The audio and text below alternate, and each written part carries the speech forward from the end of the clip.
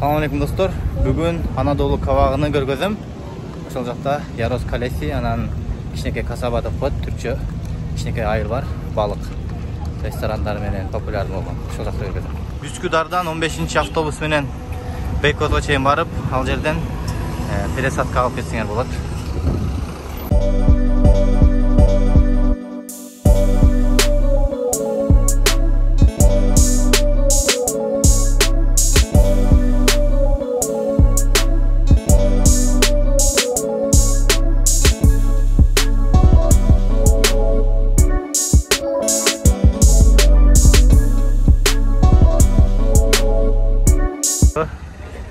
A'nın en akırkı oстановкасы Kara Deniz'in başlalışı Bosfor menen.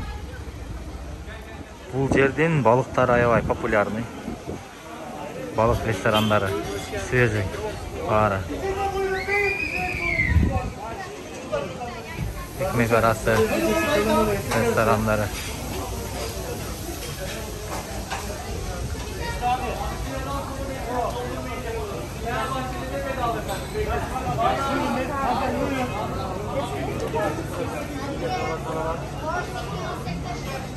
Bosfor менен да келсеңер болот бул жерге.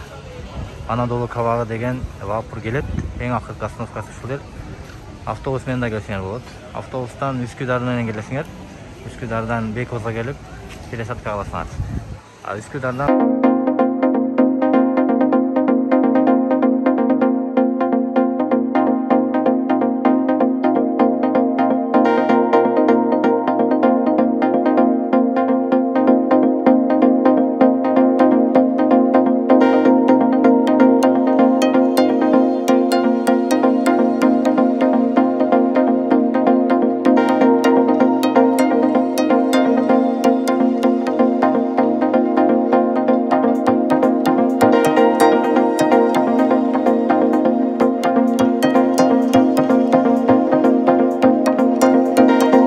varken.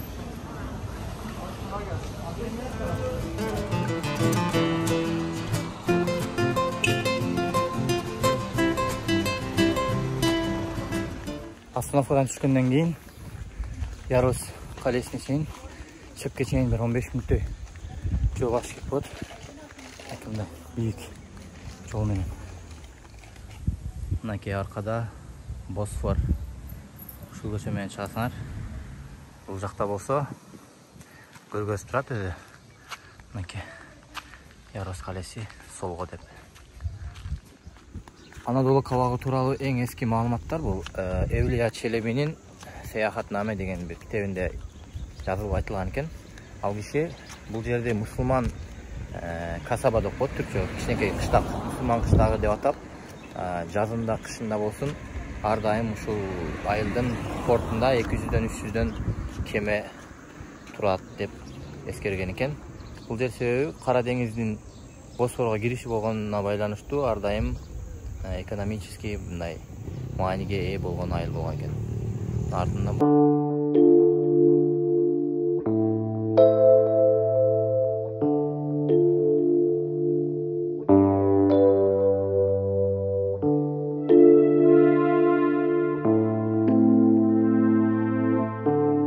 адамдар кирешесин негизинен балыктан табышкан экен.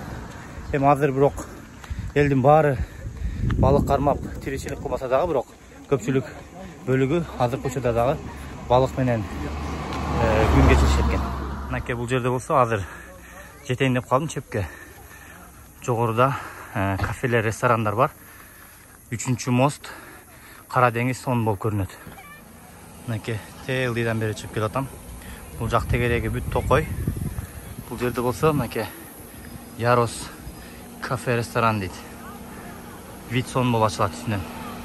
Ресторандын ичи.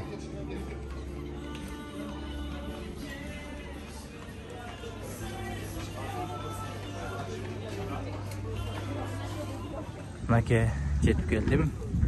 Бул болсо Стамбулдун Босфордогу 3-чү эң акыркы мост.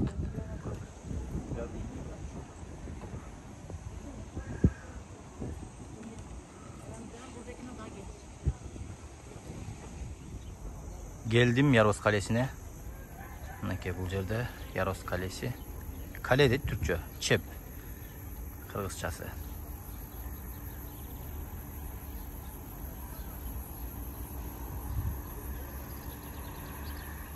Бул жерге мен акыркы жолу былтыр жайына келгем.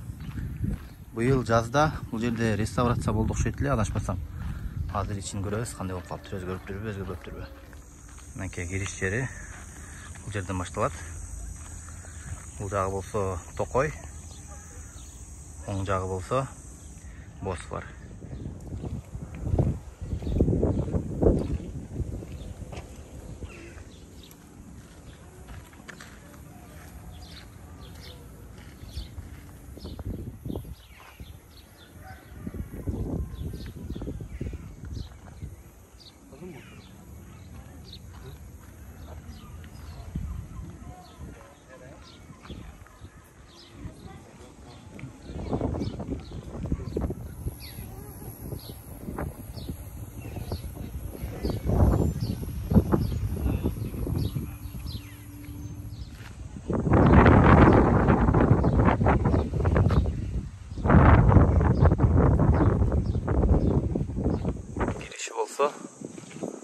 Бул жерде кичинекей эшиктен киресиңер.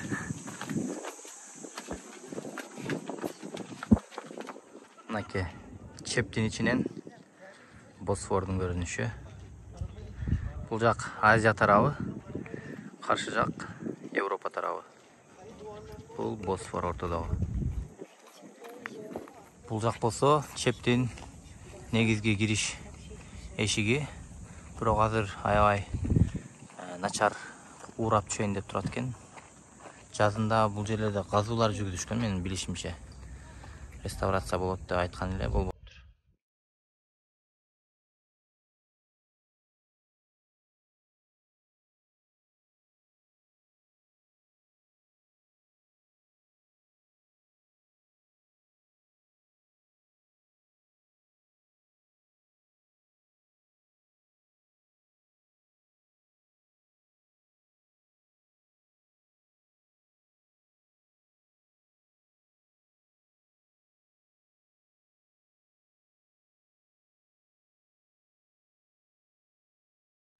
Азыр ичини көргөзөм.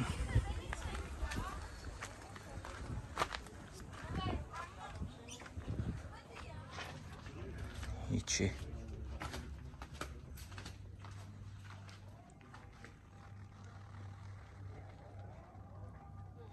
Бул жакта дагы бир кириш жагы бар экен. Тазалаптыр, бирок былтыр аябай ичинде мусор толо болчу. Азыр мусор жок. Тазараак кичине.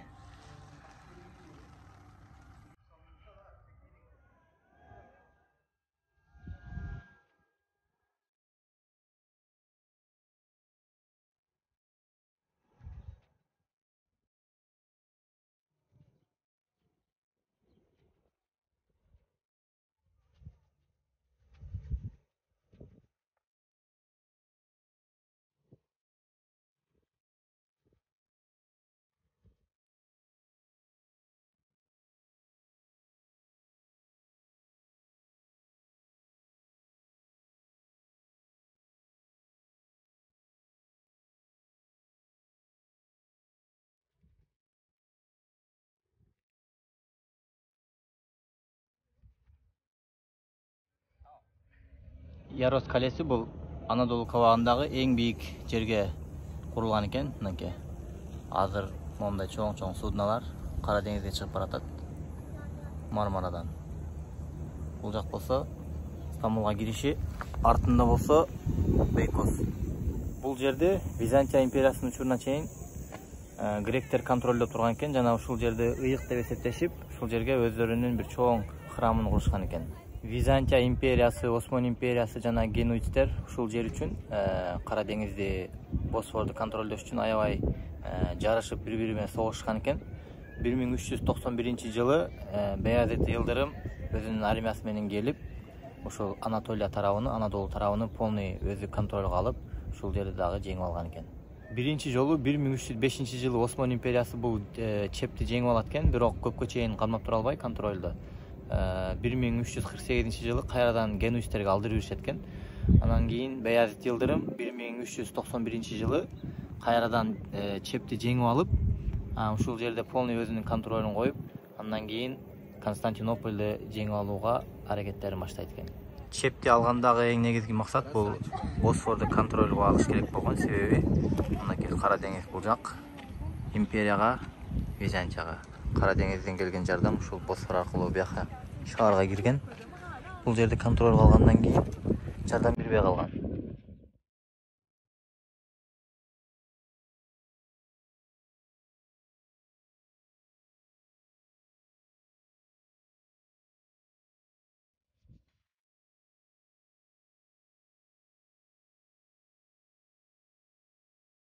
Бүгүнкү экскурсиябыз менен бүттү. Буюрса кийинки видеодо көрүшкүнчө.